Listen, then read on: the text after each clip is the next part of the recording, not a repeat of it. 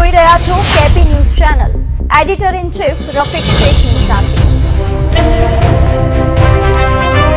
ઉત્તર પ્રદેશ રાજ્યના ચિત્રકૂટ જિલ્લાના કરવી કોતવલી નગર પોલીસ સ્ટેશનના ગુનામાં વોન્ટેડ આરોપીને ઝડપી પાડતી સુરત શહેર crime branch police inspector Shri DCB police સ્ટેશનના રાબરી હેઠળ જનરલ સ્ક્વોડના પોલીસ સબ ઇન્સ્પેક્ટર શ્રી ટીમના માણસો સાથે વર્કઆઉટમાં હતા.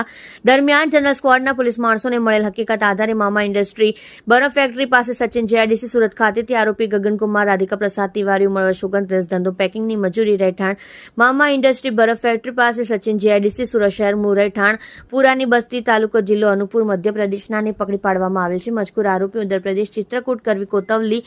નગર પોલીસ સ્ટેશન ફરિયાદ નંબર 515/2025 બીએનએસ કલમ 87, 352, 351 તથા SC/ST અધિનિયમ કલમ 3(2)(v) ગુનામાં વોન્ટેડ હોય આરોપીનો તથા ભોગ બનનાર મહિલા ઉંમર વર્ષ 34 નો કબજો ઉત્તર પ્રદેશ ચિત્રકૂટ જિલ્લા કરવી કોતવલી નગર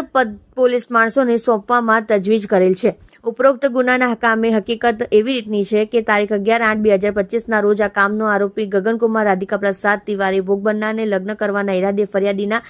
કાયદેસરના વાલીપણામાંથી લલચાવી ફોસલાવી અપહરણ કરી લઈ નાસી ગયેલ, જેથી મજકૂર આરોપીને પકડી પાડવા ઉત્તર પ્રદેશ ચિત્રકૂટ જિલ્લા કોતવલી નગર પોલીસના માણસો ક્રાઇમ બ્રાન્ચ સુરતની મદદથી લેવામાં આવેલ હતી, જેથી આજરોજ ક્રાઇમ બ્રાન્ચ સુરત દ્વારા મજકૂર આરોપીને પકડી પાડવામાં આવેલ છે અને આરોપી તથા ભોગ બનનારનો કબજો ઉત્તર પ્રદેશ ચિત્રકૂટ જિલ્લા કરવી કોતવાલી નગર પોલીસને સોંપવામાં આવેલ. તમે જોઈ રહ્યા છો કેપી ન્યૂઝ ચેનલ રફીક શેખની સાથે.